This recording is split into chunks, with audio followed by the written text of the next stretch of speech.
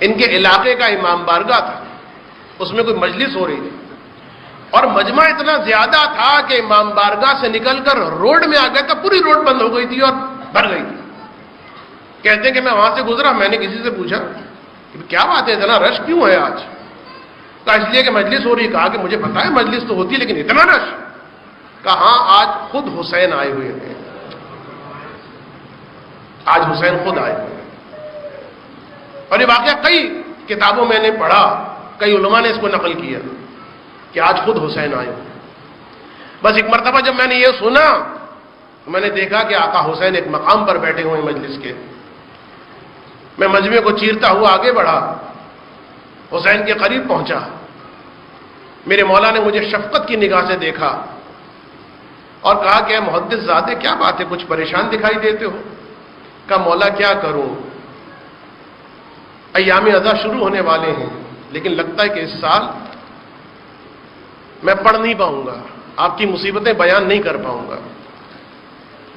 ایک مرتبہ آقا حسین نے فرمایا کہ سید مصطفیٰ سے کہو میری بیٹی سکینہ کے مصائب پڑھے۔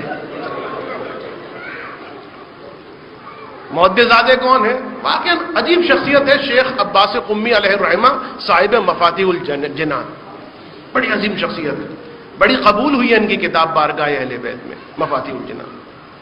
یہ محدث زادے ان کے بیٹے ہیں اور سید مصطفیٰ یہ داماد ہیں شیخ عباس قمی علیہ الرحمہ۔ امام فرماتے ہیں کہ جاؤ جا کے سید مصطفیٰ سے کہو مصائب پڑھے اور میری بیٹی سکینہ کے مصائب پڑھے، اور جس وقت وہ مصائب پڑھے تم اپنے لیے شفا کی دعا کرنا۔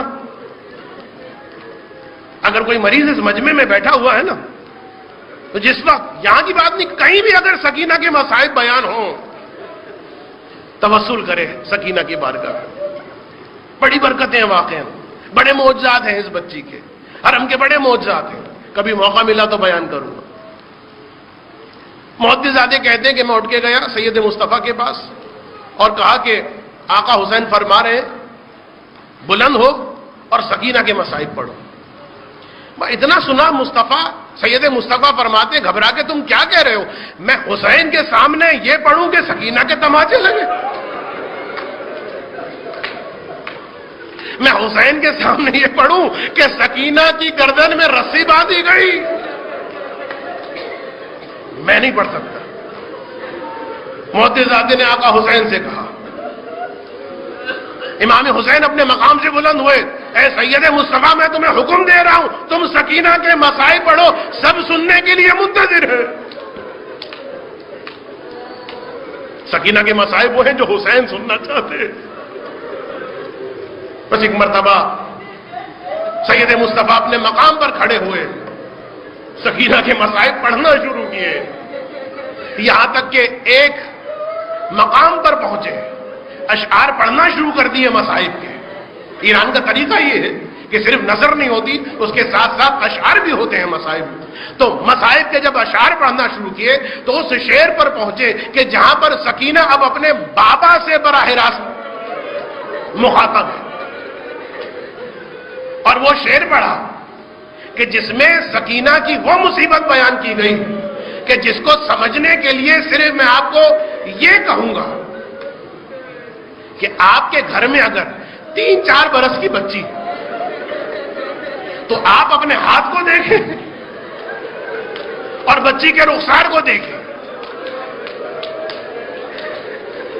سید مصطفیٰ نے شعر پڑھا،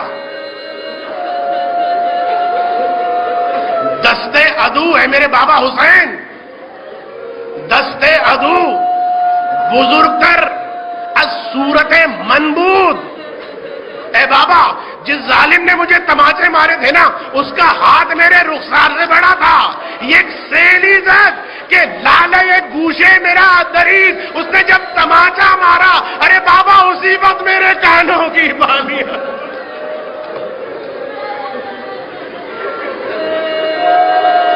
ایک سیلی زد کہ لالے ایک گوشے میرا دریز۔ الا ولعنت اللہ